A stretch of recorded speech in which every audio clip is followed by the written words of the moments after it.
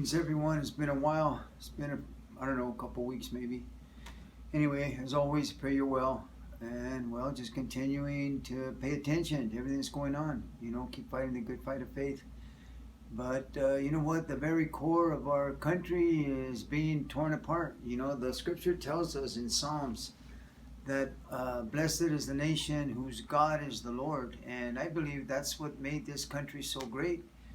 And you have many people today trying to tell us that this is an evil nation, an evil country. We're not perfect, but I'm getting sick and tired of the Democrats pushing that agenda, pushing that narrative. You know, saying this our country's evil. And well, Hollywood's been in the tank for the longest, but you know. You've got sports players, you know, football players, baseball players, you know, talking all kinds of nonsense. And, you know, this country is what gave them their livelihoods. I mean, they're millionaires. They're talking smack, you know.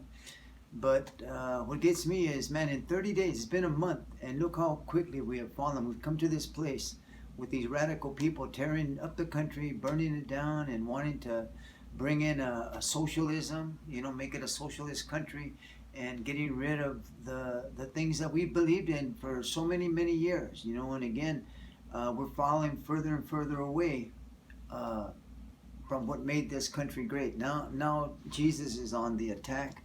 I'm going to run you some clips right now, and then we'll talk a little bit on that. But let me read you this one scripture. It's in 1 John chapter 2, verse 18. It says, "Little children, it is the last hour. And as you have heard that the Antichrist is coming, even now many Antichrists have come, by which we know that it is the last hour." Listen, it was the last hour in John's day. It's the last hour now. And the country is in turmoil, and they're attacking the very fabric that's made this country great. They're tearing down statues. They're trying to get rid of our history. And there's so much more to be said on that. And, you know, I don't know if you've been watching the news. I don't even know if you even care. You know, I don't know. I don't know. I just don't know. And I think the country is asleep. I think Christians are asleep. I think Christians are not taking it seriously. And maybe we're going to wake up when the church doors are closed and they tell us you can no longer preach freely from the gospel. You know, you can only preach what we want you to preach. And I think that day's coming. You might think it isn't, but who would have thought that we would have ever come to the place that we're at now? So I'm going to leave it there for now, and I want you to watch this clip, and then we'll close it off. So I pray that you listen. Look at the election scenario we have. Oh, Joe Biden's been in politics. Dr. Carson, 51 years. Schumer, 45. Pelosi, 40, whatever. You know, Maxine Waters since 76. You know, to get lectured by Joe Biden, who hides in his basement bunker and can barely function, put two sentences together, is a little insulting, because he had an opportunity after Ferguson. He didn't do anything. After Baltimore, he didn't do anything. You know, all these years in politics, you can't see that our cities, all during the 8 years of Barack and Joe, we got weekend numbers on Chicago. Barack, Joe barely mentioned it. They never fixed it, even the hometown of the president at the time. And the values and principles that made this into a wonderful country, the Judeo-Christian principles of love and caring and the family, and all of those things, we're just throwing them out. And we're letting these radicals dictate what we need to replace them with, and we are seeing the results of that. And this is only the beginning. I guarantee you, it is time, America, to speak up. This is our beloved country. This is what we have for our children and our grandchildren, and it's our responsibility to keep it. All right, Secretary. In American history, have they been more emboldened than they are now?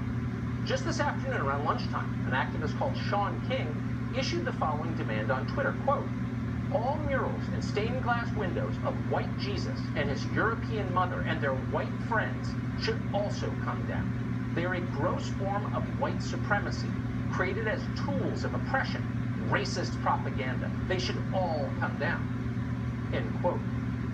Before you dismiss that idea as absurd, the rantings of some crank on social media, Keep in mind that Shaun King is the most famous Black Lives Matter leader in this country. Black Lives Matter is now more popular than either major political party. So don't be surprised when they come for your church. Why wouldn't they?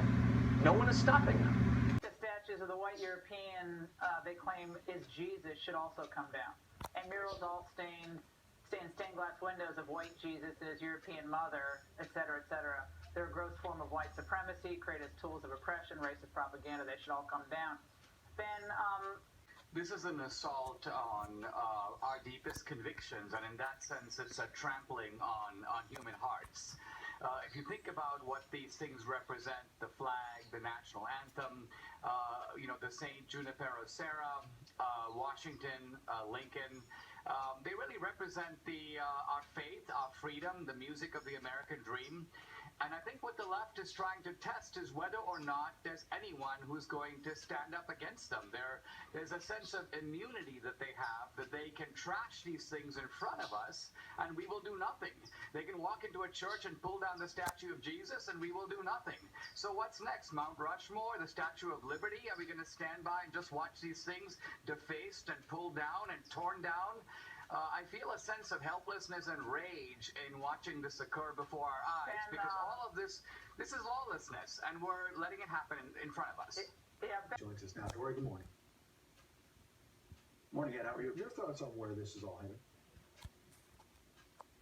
Well, it's amazing how we've gone just in 3 weeks from a very serious national discussion about police brutality and excessive force, and then an attack on Confederate statues. That's gone on to attacks on statues of people like Ulysses Grant, who defeated the Confederacy. There's a statue of Abraham Lincoln celebrating the emancipation of slaves. That apparently is on target for tomorrow. And then Shaun King, who's one of the leading lights in Black Lives Matter, came out with a Twitter message a couple of days ago, and he said the following. He said, "I think the statues of the white European they claim is Jesus should also come down.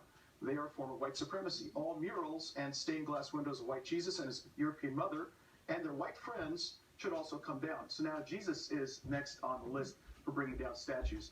I think the more that these people get away from the serious issue they brought up, and get into destruction of cultural artifacts, tearing down our history, the more they discredit the cause that they claim to represent, the more insane they look, and the more people are going to want to see a total crackdown on this effort, which has gone far, far, far away from the legitimate concerns they raised not even a month ago.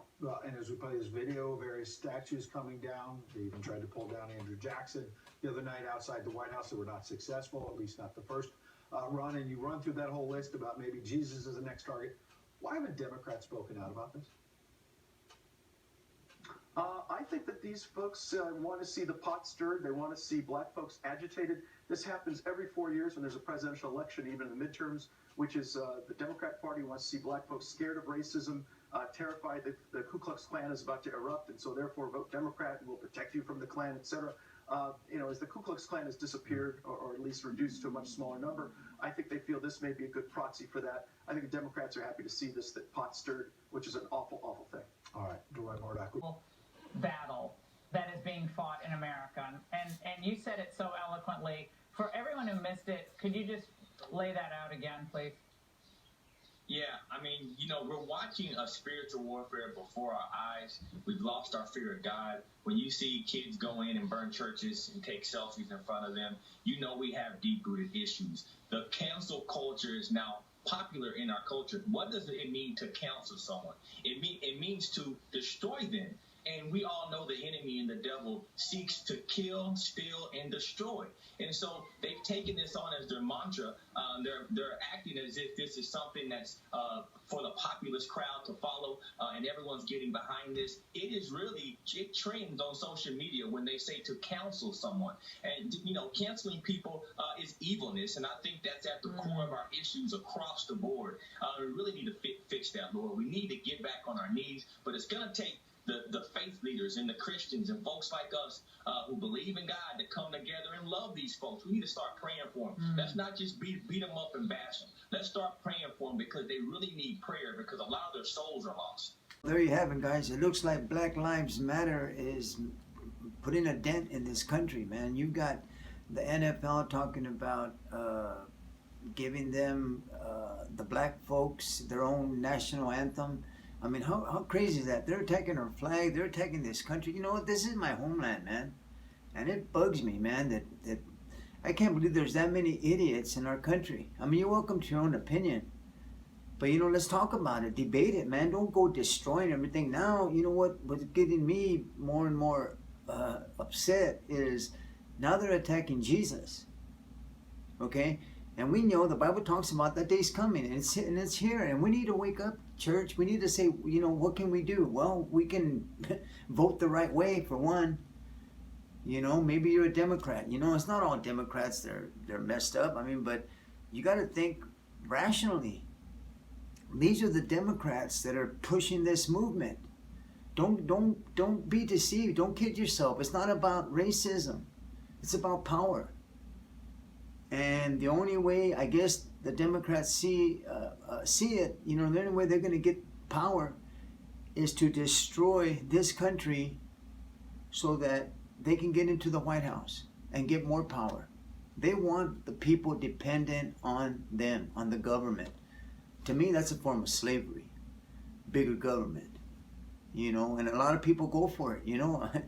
And it's sad to say, but the minorities, you know, we live in a free country. You can be whatever you want to be. You just got to work at it. You know, instead of just getting handouts, depending on someone to take care of you. That's what it seems like to me. That's the way I see it. A lot of people see it like that too.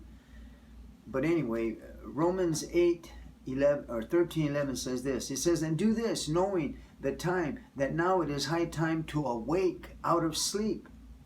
This is Paul talking to Christians. Why is he telling Christians to wake up? I guess they were asleep in his day, just like we're asleep now. And all these laws that are being passed because Christians vote for the wrong things, the party, wrong people. And we've got all these crazy laws that we disagree with, and we just succumb to them and just allow ourselves to be ruled by it. We need to be on the right side of things, you know, regardless of where the chips fall. And so I'm going to tell you right now, you know what? If you can't vote Republican, then you need to rethink who you really believe in. Because, you know, that's how serious this is. And maybe to you it's not a big deal. Or maybe say, well, I don't even vote. Well, you know what? You should. If you can, you should. Because your vote is needed. You know, you vote for the right party. Because you know what? The Democrats are tearing up this country. And people need to wake up. Christians need to wake up, man. Or we will come to a place where the government's going to be telling us what we can preach in our churches. Because there's an attack on freedom of speech. There's an attack on censored people trying to silence the conservative values. They're trying to silence conservatives, and before long they're going to silence ministers because they're going to say that it's hate speech. And so we need to wake up. And so Paul says here, and do this knowing the time that now it is high time to awake out of sleep. For now our salvation is nearer than when we first believed. What do you believe in? You have to believe in right. And the only way you can prove that is by doing the right things. Not just in your walk. I mean, that's important, as serious as that is. The Bible tells us to see then that you walk circumspectly. Pay attention to your walk. You know, we're okay when we judge others, you know, or when we compare ourselves to other people that are less holier than we are. You know, we kind of pat ourselves on the back because, you know what, that person is more messed up than I am. So then we're okay with that. But you know what? The standard is Jesus Christ. How does your life stand up to his beliefs, to what he has taught us? None of us are perfect. I know that, but that's not an excuse. We're commanded to follow him. We're commanded to obey him. Why call me Lord, Lord, and do not the things that I say? I don't know who I'm talking to today or who's hearing this. But you know what? It's time to wake up out of sleep and really take your Christianity serious. More serious than you have in the past. More serious than you did yesterday. Because you know what? Jesus is coming. You don't want to be caught sleeping. You don't want to be caught sleeping, man. And this country is changing. And I'm afraid it's changing for the worst. And I'm afraid that those attacks on Jesus, those attacks on the church, they're going to become more and more literal, and we're going to see it. We're going to see it happen. I believe with all my heart it's going to happen. Just as quickly as this started, look where we're at now. Just in a few months. And again, I believe this is a judgment from God.